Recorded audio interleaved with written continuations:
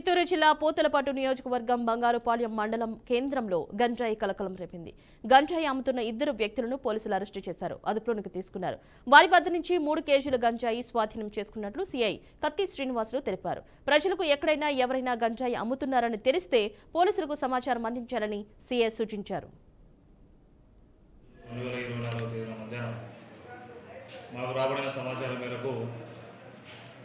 స్థానిక బంగారుపాలెం మండలం అరగొండ ఫ్లైఓవర్ సమీపంలో ఇద్దరు వ్యక్తులు గంజాయి అమ్ముతున్నారనే సమాచారం రావడం జరిగింది.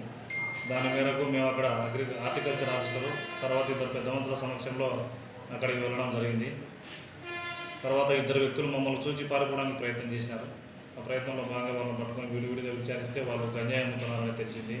ఆ ప్యాకెట్లలో సంచులు వెరిఫై చేస్తే ఒక్కొక్క కవర్లో 1.5 కేజీ గంజాయి ఉందని తెలిసింది. దాని మేరకు ఈ గంజాయి అమ్మడం అనేది చట్టవిరుద్ధమైన కార్యకలాపం కాబట్టి ఆ ఇద్దరు ముద్దాయిలను అరెస్ట్ చేసి ఈరోజు రిమాండ్కు తరలించడం జరిగింది. వీళ్ళు వచ్చేసి మొదటి ముద్దాయి వచ్చేసి రాజశేఖర్, కృష్ణాపురం విలేజీ, తవనపల్లి మండలం. రెండో ముద్దాయి వచ్చేసి బాలాజీ, కృష్ణాపురం గ్రామము, తవనపల్లి మండలము.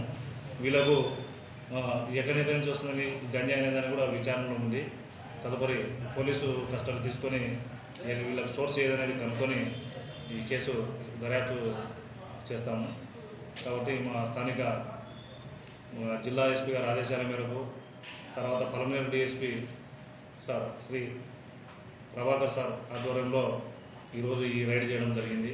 కావున మండల ప్రజలందరికీ కూడా తెలియజేయడం ఏమంటే అందరూ కూడా ఈ